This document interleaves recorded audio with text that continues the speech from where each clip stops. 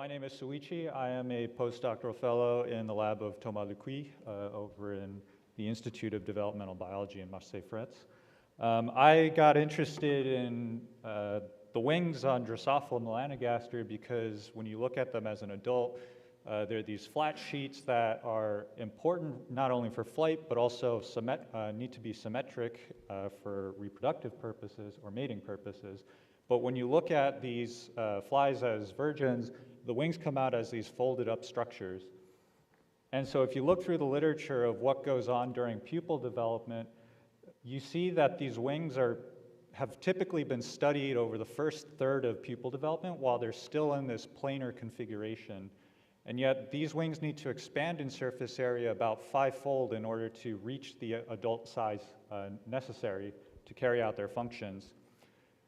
And so this is kind of a puzzling thing because if there's not a lot of information about this process of further expansion, it's kind of bizarre to think of this wing as this folded up structure and then it has to be flat again.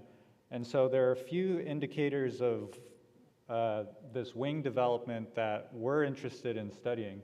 So to kind of give you a general idea of this, the organism is encased into this hard pupal casing, but if you look at the wing itself, it's also ensheathed in this pupal sac that's quite rigid and static.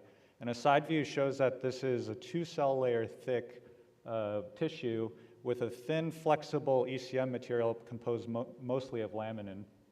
But over this final 2/3 of pupal development, you find that this wing ends up taking on this very folded up configuration.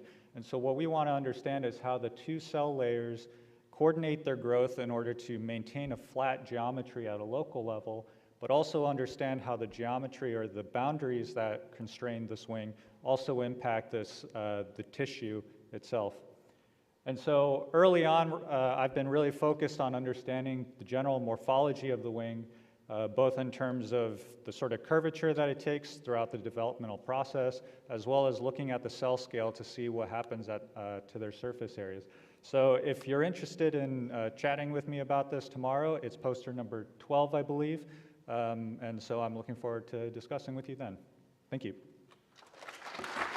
Thank you very much.